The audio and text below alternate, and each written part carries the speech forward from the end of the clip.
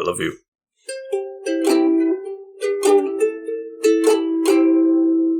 Welcome back to the Couch Potatoes. So happy to have you here. Excuse me. Come on in. Sit down. Yeah, that's how happy I am. I got so happy that all the gas came up out of my stomach. Come on in. Sit down. Yada, yada, yada. Big couch. You know how it is. I'm the Green Traveler from Gorge. And I am the Faceless Leone. A experiment. An experiment. And I feel like I have never done a podcast before, ever in my life. Yeah. I don't know why I feel that way. We're out of it. Yes. It might be the weather. Like, it's been super weird here. Indiana's fucked. Yeah, it was like, I don't know, 70 on Tuesday, and then... Yeah, and then... Now it's 38. And now it's 38, and yesterday it was pretty cold as well. Not as cold as today, but it was pretty cold. Yeah. Fucking tired of it. Yeah, a lot of rain. It's just like Indiana hears there's going to be an eclipse happening, and it's just like, let's ruin these fucking moods. Can't let them get happy. Yeah, we're in a state of emergency. It's even going to be cloudy on eclipse day. It is. Not even us. That's the forecast. Right now, that's what they're calling for. Yeah. I mean, obviously, it'll probably, hopefully it'll change. And hopefully it changes for the better, and it doesn't just become a goddamn snowstorm. Right. I hope that also, it snowed I yesterday. Don't care if there's occasional clouds. it did. There was a flurry yesterday. It's goddamn April. I know it snowed late into the year before. I know this isn't a first thing. No. But still, it's an annoying thing that I don't want to ever see again. It's been like that every week. Like, it hasn't swung this low in a little bit. Oh my god. We're talking about the fucking swing weather. Low, sweet chariot.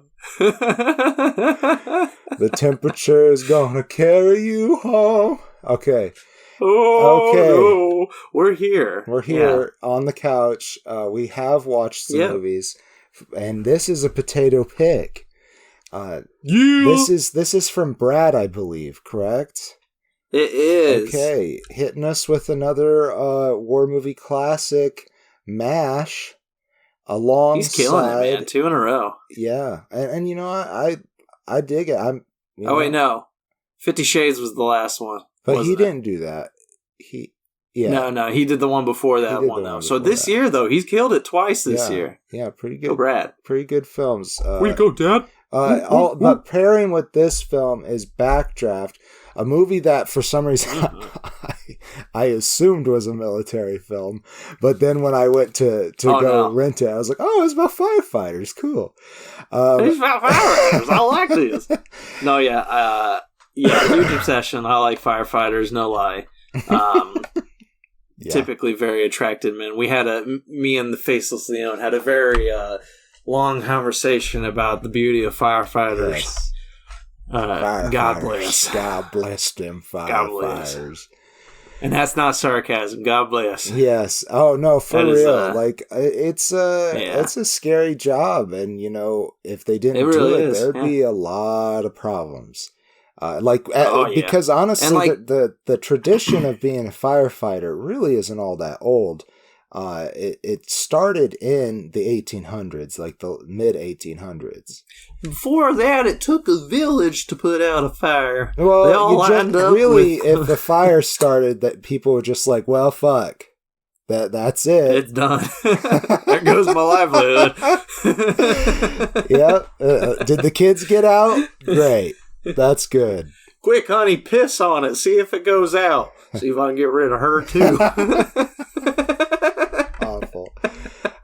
My grandpa was a firefighter, and they think that because there's a big chemical plant fire that he went to, they think that this kind of always been a family thought, anyways, that might have been the cause of his MS.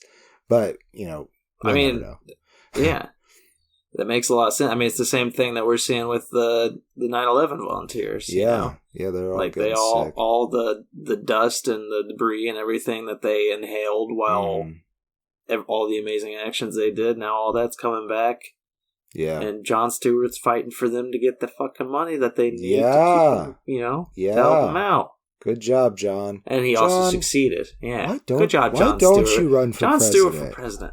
Yeah. With Stephen Colbert as your vice. He doesn't need to be Stephen, but I always thought that would be a good 1-2 combo. But people wouldn't vote for Stephen Colbert. Jon Stewart, though. Jon Stewart, I mean, I think they get a lot of people our age.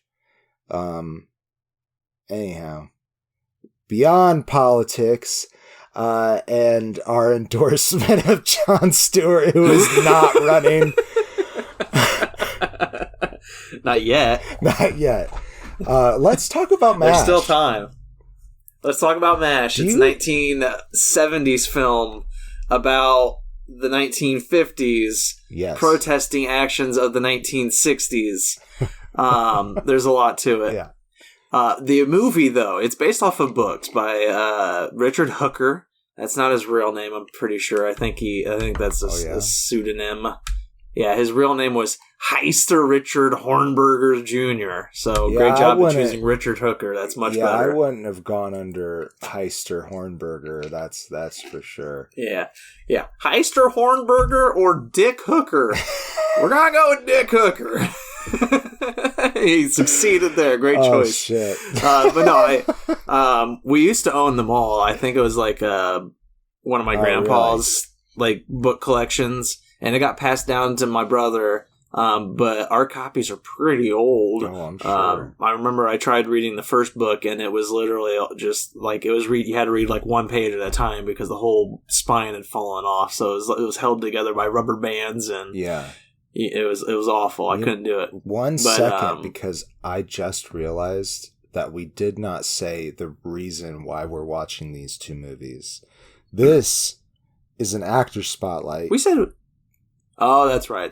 Yeah. We said it was a potato pick. We didn't say it was an actor spotlight. It's an actor spotlight, and we're here to talk about Donald Sutherland, who is the protagonist of MASH. Yes. Continue. Yeah, and he's a supporting actor in Backdraft. Yeah. Which, honestly, we've joked about it before because it seems to be the case with most of our patron suggestions when it comes to a spotlight.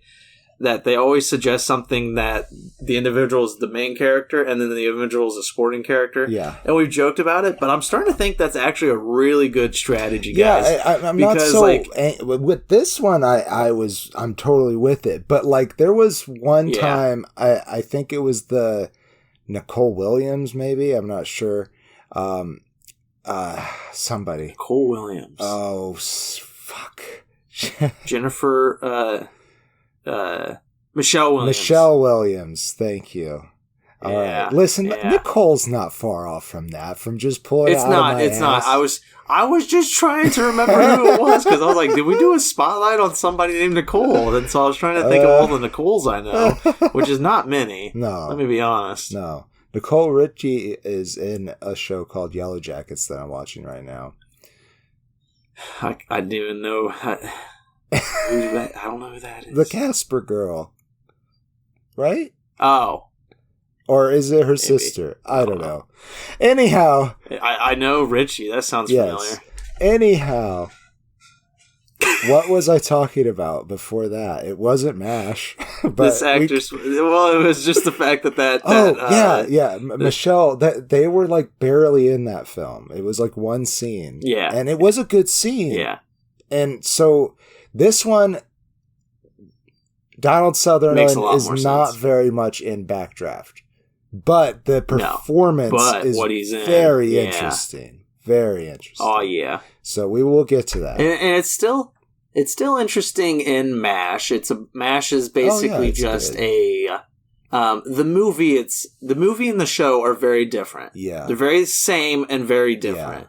And I'd like to talk about both of those briefly because I love the show. Mm-hmm. My family, my dad grew up, that was one of the things we would just sit down and watch with my dad all the time. We would always watch MASH reruns. I always thought it was funny and then, occasionally very serious as war can be. So I thought it was kind of realistic that way as a comedy. Well, it got very deep, and I know a lot of people started to hate the show when Alda took more of a creative role on it and started making like very progressive episodes, and a lot of it was left wing, and people didn't like that. I loved it. I feel like it's that kind of show that really handles drama and comedy super well. Definitely. I always thought that too. It tells these poignant messages that you're just like, you're left being like, fuck. Like some of the best episodes of television are from the show. The movie, on the other hand, I watched it once as a kid. Or maybe we watched it multiple times. I only remember watching it once or twice.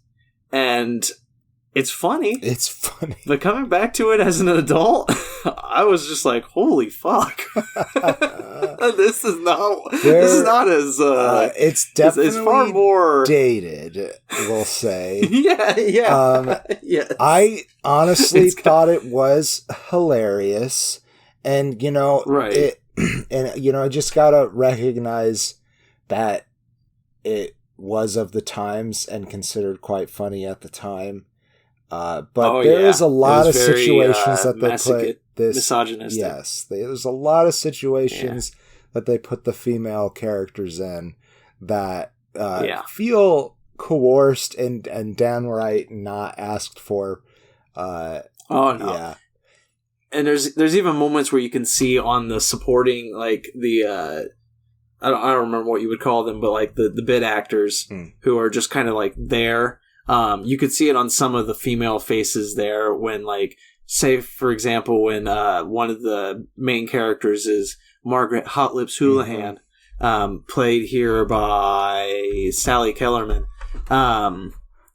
There's a moment where they pull the shower tent down. Yeah. The male doctors do.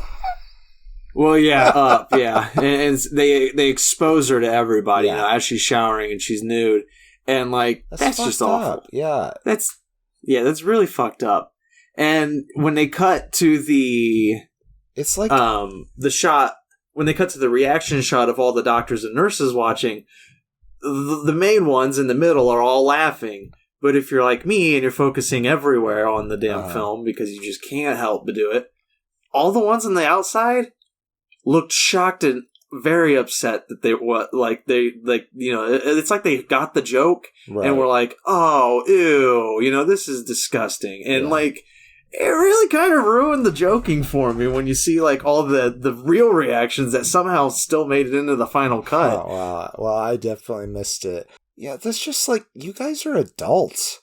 And this is a grown woman that you're invading their privacy. This is like teenager bullshit. Oh yeah, it's definitely it's not like cool when they do it either. Obviously, but it's like the frat bros, just having fun with the sorority girls. No, which that's they're kind all of doctors, so they probably were fraternity brothers. Right, and that's the thing is it all takes place in Korea. Again, I made the joke that it's a 70s movie based in the 50s, mocking the 60s. It's set in Korea in the early 50s when the war was going on, of course, where we had mobile army surgical hospitals very, very close to the front lines, and they were a quick patch them up before you send them back, send the soldiers back to a better hospital farther away from the front lines. This was, these MASH units were used to do quick surgeries, to do the best they could in ridiculous circumstances. And it was very grindy. There was a lot of work every single day. The war was always going on. So it's like, that was a hard job to do. And to alleviate that drama, this comedy movie, MASH, these doctors had ridiculous, very un-army efficient or commended attitudes about everything. They drank gin. Unorthodox, thank you. That's the word I was looking for. They have their own gin distillery set up in their tent. They're always trouncing around with the nurses. There's a lot, like everybody's cheating. Everybody who's married is cheating on their wives, and in the show and the movie as well. Yeah. I love my husband. It's ridiculous, but it's just like that. That's how they alleviated the tension. by sex, drugs, and rock and roll in Korea. Yeah. Except for the certain individuals, like, you know, you had Major Frank Burns, who is Robert Duvall here. I very much like... Interesting. Yeah. I like every single character in the show better than the movie. Even Donald Sutherland's Hawkeye. I like Alan Alda's Hawkeye because Alda, that's just one of the best characters classic. ever. It's but I did rather like this performance. Yes, I do like Donald Sutherland here. Yeah. When I first saw him, though, my reaction was, did they get Michael Spader? He does kind of look like a young Michael Spader. I gotta make sure that I'm talking that his name is Michael. I think you're right. Or James Spader. Oh, is it James? Maybe it's not that guy. You knew exactly who I was talking about, though. He kind of looks like his young name James is Michael Spader. Michael Spader's the right guy. The guy who played it is James Spader. What the fuck? Anyhow, okay. When James Spader was young, this character particularly, because when he had the beard in you got to remind me, Kelly's Heroes. Oh yeah, he looked like Donald Sutherland. Right. It took him talking for me to be like, oh shit, that's Donald. Yeah, he's got a very distinct voice. And that threw me so much that because he's, younger than I'm used to seeing him, and he didn't have facial hair, which he honestly usually sports, I feel like. Right. When we got to Backdraft, and I was watching Backdraft, I was like, which one of these guys is Donald Sutherland? Yeah, completely different flip of the coin once he shows up. It's just, it's very obvious when it's Donald Sutherland and Backdraft. Yes, definitely. But it's definitely a wildly different look. Like Hawkeye is the kind of obviously he's in army greens. He's wearing the straight up, just whole outfit. But like he also has like a fish. Hat. Yeah, exactly. He's got like that Fisher hat kind of thing with everything going on. He's got tinted glasses, I think. He definitely still reeks of hippie, but like before hippie. Mm-hmm. What'd they call them? Beatniks? Beatniks, thank you. Yeah, he definitely had that kind of feel to him, even though he's still in the Army More surgical. so in Kelly's Heroes. Yeah, definitely. Yeah, this is more of a stoner version of his character in Kelly's Heroes. Yeah. Well, I guess he's just more of a modern person, I would say. But like his very first action, the very first action of the movie is him stealing a Jeep. Like he gets to where he's supposed to go. He's told to report to MASH 4077, and so he goes to the area, and the guy's like, "Well, you're gonna wait for your driver. The driver will be out. He's finishing smoking a cigarette." And then who is it? Duke Forrest, played by Tom Skerritt. Yeah. He shows up, and he's just like, "You my driver?" And Hawkeye's like, "Well, I'm not gonna deny it." He's like, "Fuck it." He tosses the guy's luggage into the back, and he gets in. He's like, "Here we go." He just steals the Jeep. But like Duke's pushing him around. Mm-hmm. He's like, "Here, take my bags. I need to be at the MASH like pronto." Yada yada. Yeah. He's like, "I'm the boss. Do what I tell you." Yes, sir. You got it. I'm on it. And they, as I mentioned, they get put into the same tent as Major Frank Burns, Robert Duvall. Mm-hmm. They're later joined by Trapper John McIntyre, played by Elliot Gould. So named Trapper John because he used to trap women in locker rooms and areas. Not a great characteristic. I missed that.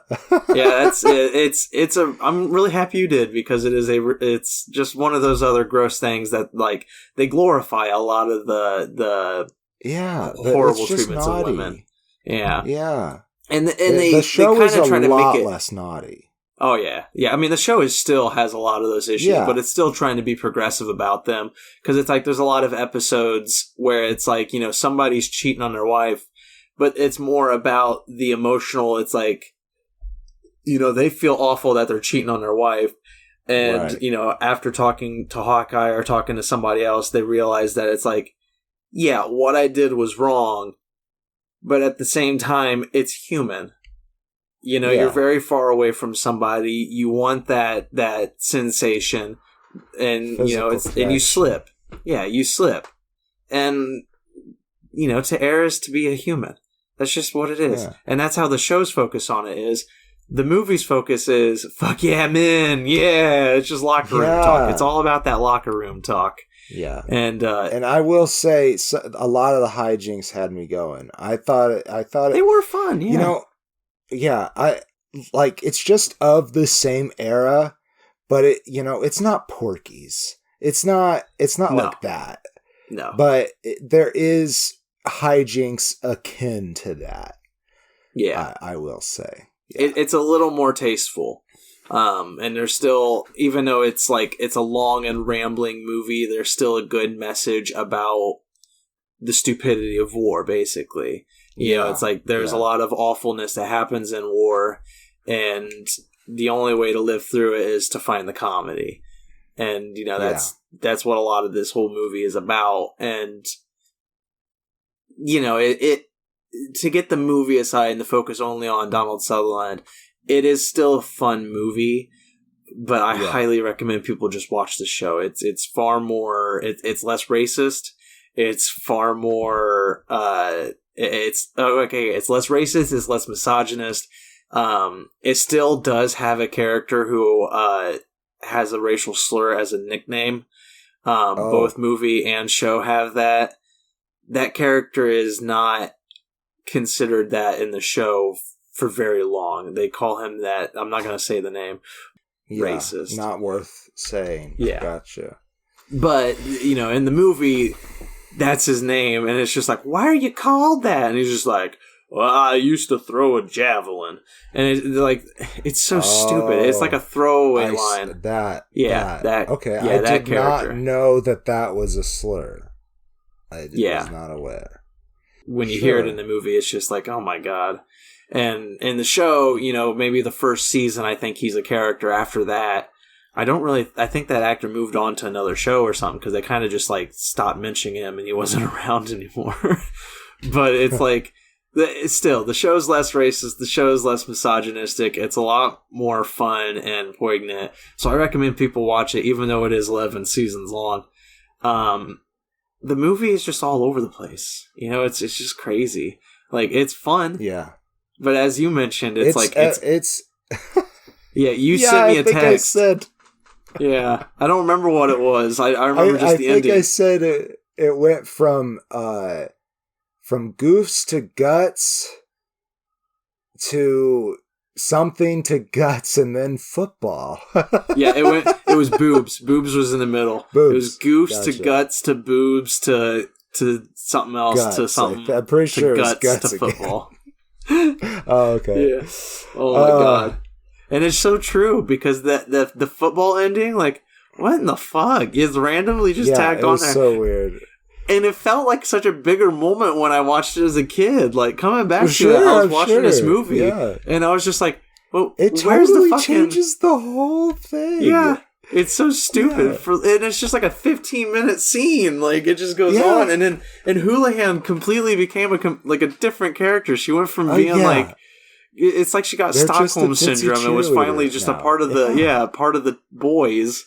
It's so stupid, and she got a fucking Oscar nom for it. Like, oh my God, her one scene where she bursts into Henry's Henry Blake is the commander of the MASH. The lieutenant colonel, he's played by Roger Bowen. He's like a bit of a dunce. He's always 10 steps behind his senior aide, Radar O'Reilly, played by Gary Berghoff.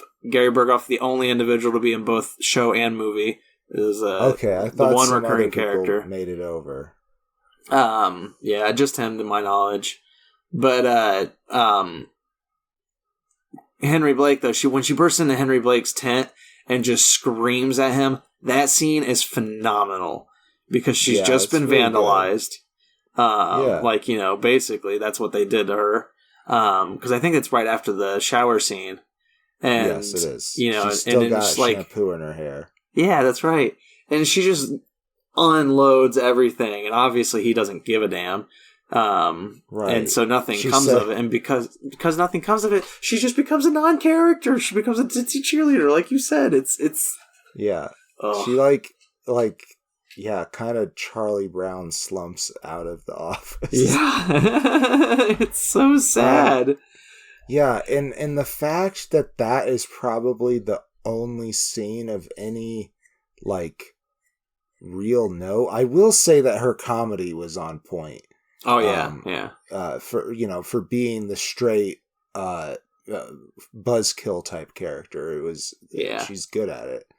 But the fact that the majority of her character is to be exposed and made fun of by these men, like, and she's also in a place of authority. So it's like, these women in authority, it's okay to just, you know, fuck around, and they're not bosses, not really.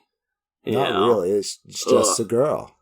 Yeah. Yeah. No, it's really frustrating. I can't. And like even again, I've mentioned on the podcast before that I'm an atheist, but like the way Duke, Hawkeye, and Trapper John treat Frank's Christianity, that is fucking rude. Like, you can go ahead and not accept other people's beliefs. Right. I do it all the time. But respect their fucking beliefs at the same time. Right. They have they're allowed to have these thoughts and these beliefs and everything. It's your freedom of religion, you know, at least in America. But it's just like the way they treated him as I was watching it, I was like cringing because it was reminding me of how I was in high school, you know, and I was just like, oh my God. I was like, oh, it's so rude. It's hard to side with these people. It was rude, but Robert Duvall and the other Frank Burns, they are very good at being assholes and using their religion as a crutch to be an asshole and to be a bad doctor. Yeah. Which fun fact but about it is that. Like right away. It's like right away that they start making fun of his religion. Yeah. Like if it was after they found out that he was a major hypocrite, I'd be totally fine with that. But it's not. I'm trying to find this fact because I want to make sure it's right before I... Oh, Frank Burns, that's who it was. That character is from Indiana. And from Fort Wayne, Indiana, to be precise. That's where I'm from. I thought it was the show actor Larry Linville, but it is not. He was not. It's the character. Interesting. Yeah. Well, I will to get back to Donald, because this is why we're here. I do want to say that one commending thing about his performance is his chemistry with Elliot Gould. They are a lot of fun together. Yeah. And I mean, even more than with Tom Skerritt. All three of them together is fun. But I struggle to like Tom Sutherland Skerritt. Gould. I guess his character Duke Forrest. I struggle to like his character. He's just such a prick. Duke? Yeah. Duke, he is. And he's racist too, and they never resolve that. Like, the only resolution of his racism is that Hawkeye and Trapper John just push him down. They're like, what's wrong with you? You racist. And they just shove him out of the way. And it's like, it's a funny moment, but I'm like, he probably, like, you could develop his character a little bit, you know? Yeah. He could stop being racist. Especially since he's one of the three main characters. Yeah. Yeah. But no, I agree. Donald's chemistry with Elliot Gould was phenomenal. Him and his Hawkeye and that Trapper John are just like, you can see them being a menace to women. Yeah. Oh yeah. Oh definitely. Yeah, in a good way. Well, Yeah, well, not the in a consensual, usually in a consensual way after some hilarious comedic persuasion. Yeah. None of this is sounding good. No, it's not. So let's just do closing statements. I will say that I thought Donald Sutherland was pretty damn good as this character, and this is me having only seen Alan Alda do it. And, so I'm like, all right, he's got to be good in it. And, it's not like he did anything above and beyond, but I do still feel that character there. Yeah. Because Alan Alda's portrayal is mischievous. And, I think it really worked and that he did a good job in the role. And for being probably one of his first lead roles, I thought it was pretty good. Maybe, yeah. He's a lot of fun, and the chemistry with Gold is just on point. And I give the film, however, a full face. I had a lot of fun watching it, but I don't know how much I would recommend it. I would recommend the show over it, I think. Oh, yeah. Much agreed. Yeah, I think Donald Sutherland's performance here is pretty brilliant. Like, it's... As I mentioned, he really captures this character, this that 70s, 60s essence, but making it work in the 50s timeline. I think it works so much better here than it did in Kelly's Heroes. Where he's like a total fucking hippie guy in fucking World War II. Yeah, it didn't it felt like it was trying to make a message, but it just didn't. I don't know. It didn't feel well handled. I can't deal with these negative vibes. Negative waves. Man. Negative waves. Get these negative waves out of here, man. I really like Hawkeye Pierce here. Alan Alda, masterpiece of a character. His Hawkeye will forever live as one of the greatest characters in entertainment, in my opinion. But Donald Sutherland's Hawkeye is really good. You get a lot of good emotion, a lot of good, great comedy. His character is by far the funniest character, in my opinion, in the show, or in the movie. But yeah, as a movie, I would give it 3.5 stars. It's still fun. It can still be enjoyable, but it is definitely very misogynistic. And that can be quite annoying and cringy to watch at times. Yeah, for sure. Well, I think that finishes out the first part of our show. Yeah. We'll be back after a soda pop break to talk about once Backdraft. My dog calms down. Yes. I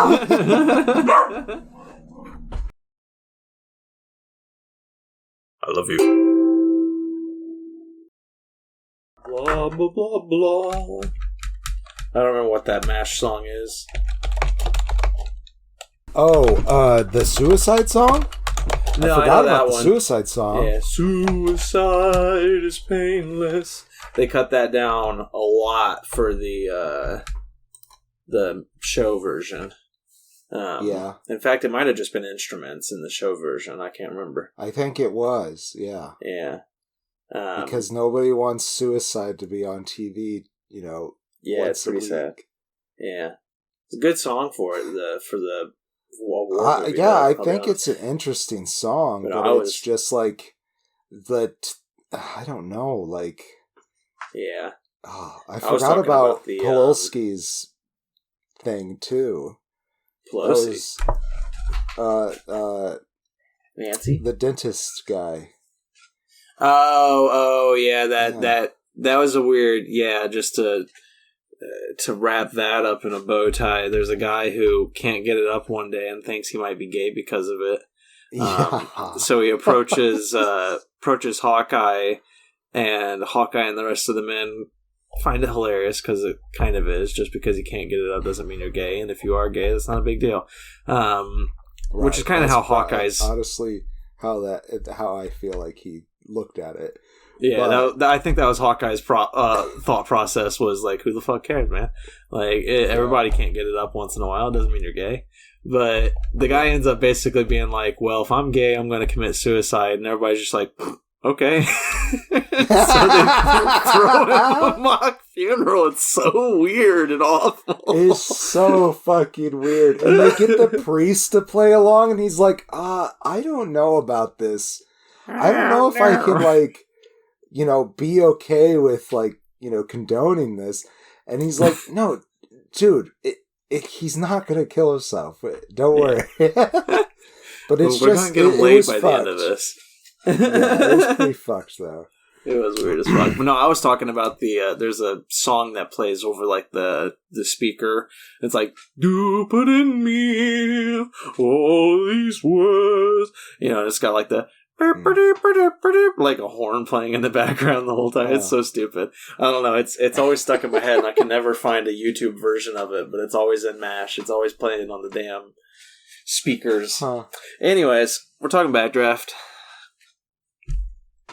They do, you know, okay, we are talking Backdraft, but I do like the Shoeshine Boys song. Oh, yeah. Actual, yeah. You know, they're actually going to kill Hojon in the original script. You remember at the end of the movie how they're playing poker? All of them are in the tent playing poker, and there's a body that's being driven away on the back of a Jeep. It was Hojon. Yeah. But they cut the surgery out so that, you know, his character's still alive to the audience because they never saw him die. They never saw the surgery. So that's just a random body in the movie. But in the script, that body is Hojon's. Well. Yeah. Pretty fucked. Well, somebody else that was killed and got brought back to life. And I'm not just talking about the person who was celebrated this month either. I'm talking about Kurt Russell. He was a daddy. Ooh. Yeah. Yeah, he was. And then he got cut down by a fire. His little boy, Brian, had to watch it. And it's so sad. Yeah. And then when Brian grows up, this being Brian McCaffrey. Yep. Brian McCaffrey is played by William Baldwin. Of the famous Baldwin family. Yes. When it popped up, I was like, I think that's a Baldwin. And Sarah's like, okay. No, yeah. The way I thought about it was I saw his name. I didn't see the character. I just saw his name. And I was like, oh, there's a Baldwin in this. And I was like, I wonder which one. And then I saw him and I was just like, yeah, I don't fucking know. They all look alike. They're all the exact same face. Especially when they were younger, they all looked alike. They were all Alec Baldwin, William Baldwin. I don't remember any of the other ones. They were all the fucking same. Trent, Chevy. Chevy Baldwin. Chevy Baldwin. Hawkeye. Iron Man. Okay. Anyhow, Brian grows up, and then all of a sudden his brother Steven is also Kurt Russell. Yep. It's amazing. But with eyeliner and the no genes mustache. are strong in that one. Yeah. Yeah. And you know, like, people sometimes look almost identical to their parents. Oh, Sarah looks a lot like her mom. A lot. Careful. Hey, they're a pretty woman. What am I supposed to say? Kurt Russell is a daddy and then a brother. That's where we left off. He's a daddy. He's a daddy and a brother. So, anyhow. Once he puts on that fire suit, can't stop me, baby. You can't stop him. So, Brian has, for the second time, gone through the firefighting academy and goes to, he tries to get into a house that's not with his firefighting brother Steven because they don't get along. But Steven, being a vet, apparently, pulled some strings so that Brian would be in the same outfit as he was. And it's problematic. And then Brian is offered a job to be an investigator with Robert De Niro. And that's when the second movie that's in this movie begins. And this is another movie I watched, not a lot as a kid, but we definitely watched it. But when Robert De Niro showed up, I was like, Robert De Niro's in it? I was just like, what? This movie had a chance to be huge. Because it was just like, instead of William Baldwin, the individuals who could have been cast were Robert Downey Jr., Brad Pitt, and Keanu Reeves. But they chose William Baldwin over those three. This movie could have been big. You know how little there is of Donald Sutherland in this? I honestly kept on thinking, is Scott Glenn Donald Sutherland? And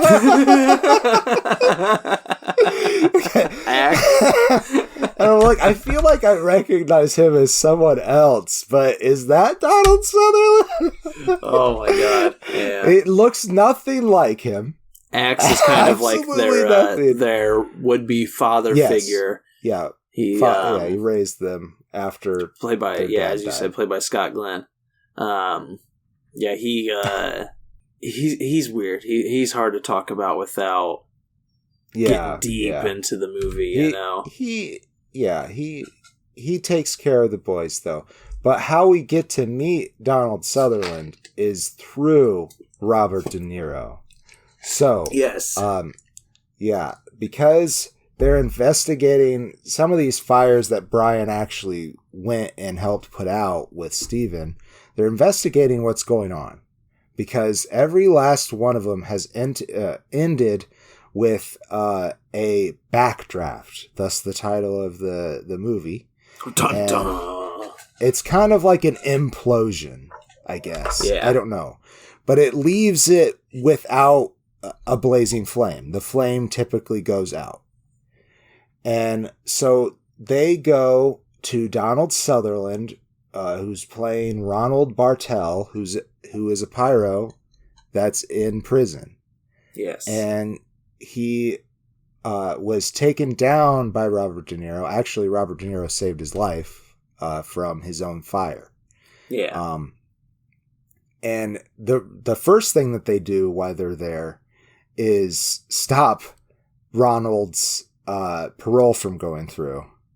In a pretty unethical way, honestly. But yeah, it's pretty cruel. Yeah, but like the way that Ronald behaved, it was pretty obvious he was going to do it again. I mean, he'd seen Primal Fear. He knew how to get through the system. Yeah. Yeah. So this performance is really interesting. He's got a cool scar prosthetic. So does Robert De Niro, actually, and I like the kind of like rivalry between those two characters. That's really interesting, but it's really just comes down to 3 scenes, and there's the one in the parole room, one right before it where he's introduced, and he's like twitchy and stuff. So the things that you would expect, from someone who's a little mentally unstable and probably interested in destroying things. Yeah. I really liked the performance. It's one of the stranger ones I've seen Donald Sutherland do. And, he was in Pod People. Or whatever that was. my only issue with it, and this is coming from, this movie came out in the 90s. When did this come 91. out? 91. Before we were even born. Yeah, that's fair. So, my big problem with it is it came out then at the exact same time as another movie called The Silence of the Lambs. And his character is kind of just a weaker Hannibal Lecter. Like, it's very similar where it's like... But he got 3 scenes. Well, I mean, Hannibal Lecter didn't get a hell of a lot of scenes. Like, he's not the main character, but he's like a main supporting character. Yeah. He does get a lot more screen time. Yeah, this guy is honestly a secondary supporting character if we're really going to break down the script. And it's like it's a carbon copy. And the thing with Silence of the Lambs is it was based off a book, so it came before Backdraft in a way. I don't know which movie came out first, honestly, but like Silence of the Lambs, you have and in Backdraft, you have an investigator coming to a criminal who is put away for crimes that are very similar to what's going on now, and using that guy's knowledge to help them find the true the killer that's currently loose. And so it's like it's very fascinating, but it's like as you're watching this movie, even though Sutherland's performance is really good, all I could think of as I was watching it was Anthony Hopkins did it better. It's like, I'm sorry, Donald. That's fair. But if it's the same year, it could have just been coincidental. I think it was. Like, I don't think there was any, like... Yeah. Obviously, I'm sure they didn't take from similar sources or anything. Like, it would be very fascinating to find out who Donald, was pulling from for this performance and who... I didn't look that up because I'm not a good podcaster, but it would be very interesting to know that. Exactly. It was stream of conscience. But I do love his performance here. It's very... I mean, as you said, he got like all the ticks down. It seemed like he had watched video of former pyromaniacs or just these kind of criminals in general, or just these kind of mentally unstable individuals in general. And he really utilized it. It's definitely... There's still some It was a good representation of what we would expect a pyromaniac to be. Yeah. It was a really good range today too of Donald Sutherland. You got the full on comedy to the kind of lunatic. I'd call this a drama. The movie, anyways. Yeah. An action drama. I mean, there's a lot of explosions. It's fair. Ron Howard, baby. Did you know that? Oh, is it? I didn't know that. Yeah, he directed it. Yeah. Well, that might actually make me like it a touch more. But well, I mean, that's what I'm saying. Like, statements. I mean, no offense to William Baldwin, he did a good job. He is good in this. Yeah, but like, I thought it was all well acted. Really, it was. But like, just imagine Kurt Russell and like Robert Downey Jr. together in this role, or like, who was the other ones? The only one I remember was Robert Downey Jr. Brad Pitt. Brad Pitt would have been perfect for the younger brother. Like, opposite Kurt Russell. I liked William as Brian, so I'm I do, but like... Brad was supposed to be Steven? No, that's what I'm saying. Like, all these people would have been opposite Kurt Russell. And that's what I'm saying. Gotcha. Like, I'm just thinking of Kurt Russell playing off of Brad Pitt. That's perfect. It would have been interesting. Yeah. That you would have definitely had examples of that. Well, I'm like, I don't know. I don't mean to shit on William Baldwin, but I felt like his name is the missing big link in this whole puzzle piece here of this movie. Because sorry to interrupt your closing statement to give my own. I think it's good. Like, it is a good movie, but it's just there's something that just feels like it's missing, and I feel like that piece is William Baldwin because everything else fit well. And William Baldwin still fit, but it was kind of like that puzzle piece that it does fit, but you're just kind of like, the more you look at it, the more you're like, well, I guess there is the tiniest gap between those two rounded pieces, isn't there? So I don't think this one actually goes here. It just kind of meshed well. It's been shaved wrong. I'm sorry, William Baldwin. If you're listening to this, if you're alive, even, I don't know if you're... Yeah, he's still alive. He's still alive. 61 years old. Way to go, man. He fought fires and everything. It's so cool. But no, I give the movie itself 2.5 stars. I think it's very fun, but I would say that I think in this comparison of Sutherland films, I think his main leading role, I think he did a lot with the supporting role in Backdraft, but I think him as Hawkeye is the winner. He definitely carries a leading role really well. I will agree with him carrying a leading role well. So I want to talk a little bit about Backdraft. I'm not sure that I did like it very much. Like, I thought that all the performances were pretty solid, and the scenes weren't bad, but it was 3 different movies. And it did not feel cohesive at all. And I don't blame it on William Baldwin. I don't think that's I don't think that's it. He kind of is forced in to be that piece between the Robert De Niro story and the Kurt Russell story. Right. But the story just does not make a lot of sense to me. Like, there's also like 3 women that are in throughout the show, and they, to me, unfortunately, look exactly the same. I could not distinguish these 3 people. It's very, very true. And I think this is a problem of the era, like the 80s through early 90s era. Blonde was popular, and I'm blonde blind, so I don't know. Oh man, it's true though, because they are all I'm just looking at their Wikipedia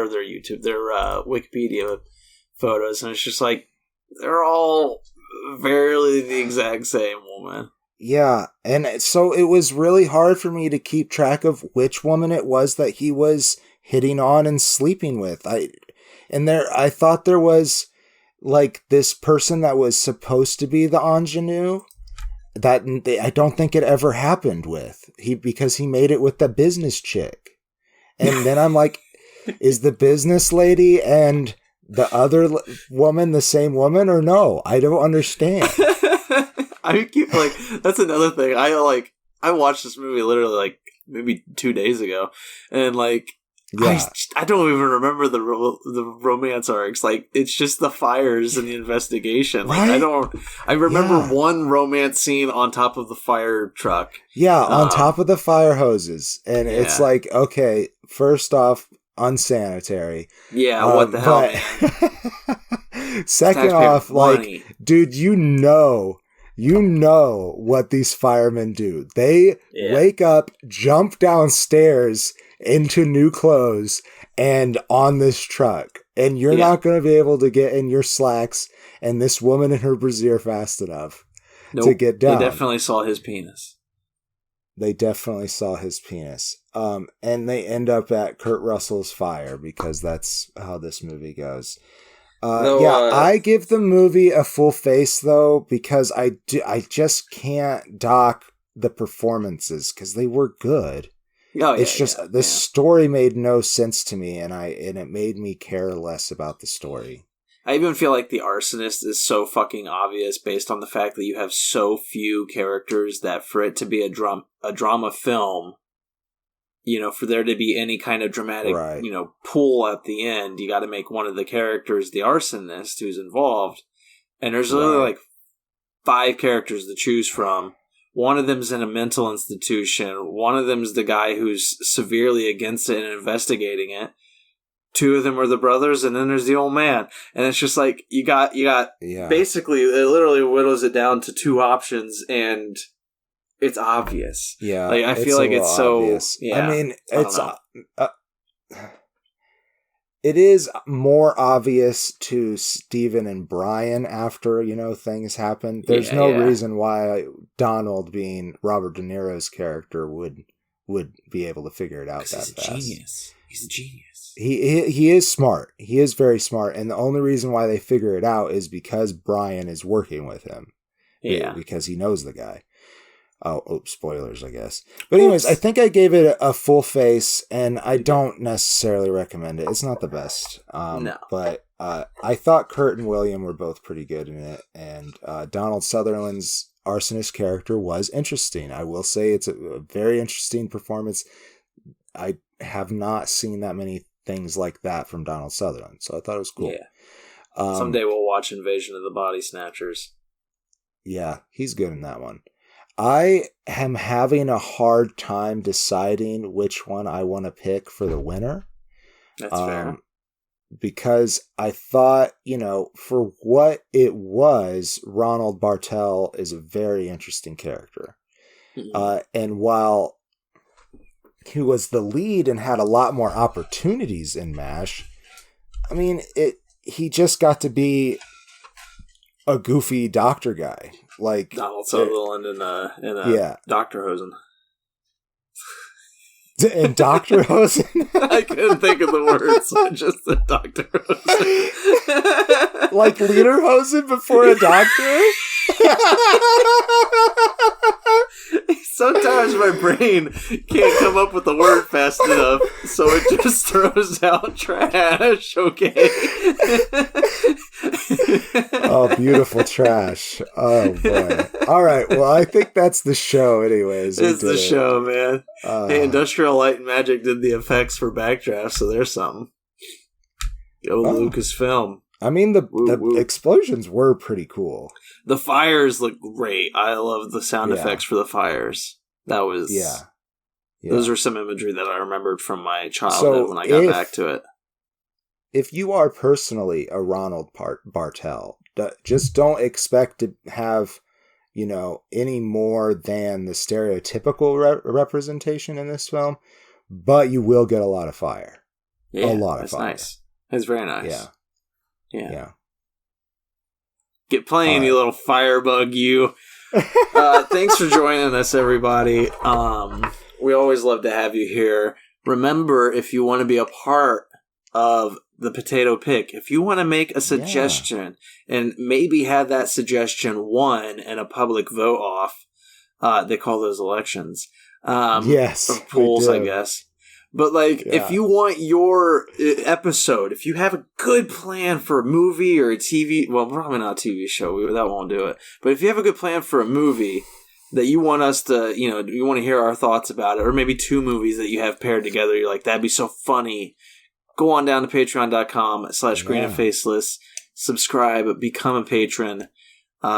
Become a true potato. Slap us in the face with your suggestion, please and thank you. Our May potato pick is currently out. The patrons are making suggestions as we speak, and one of those suggestions, it might just blow your mind. It might. It might. It wins. So get on there, and if you like if you like this suggestion, I guess I encourage you to vote for it. But if you don't, and you want to make sure that never gets brought up, then you could go down to patreon.com/greenandfaceless and please help us. Please. I think I'm voting for it. I don't want to say what it is. We're going to keep it spoiler free. We're not going to spoil it. You got to go to patreon.com to see what a certain patron has suggested for the next month potato pick. But it's fabulous. I really kind of want to put us through that torture so that we have that moment. And we'll do it together. We'll watch it together. We will do it together. Fuck. And all of its gloriousness. Until next month, then. We'll have episodes in between there, but we will. Hopefully, you join us. Come back it's a lot of Disney stuff in a month. Yeah. And I'm the Green Traveler from Gorsh. And I'm the Faceless Leon, your favorite experiment. Safe travels and good night. What button do I hit? Green and Faceless on the Couch is a proud production of FictionWorks 19. Are you a fan of the show? Feel free to contact us at greenandfacelessfans@gmail.com or visit our Patreon page at patreon.com/greenandfaceless. Don't forget to comment, like, and subscribe, or rate us on Apple Podcasts. Thank you so much for listening.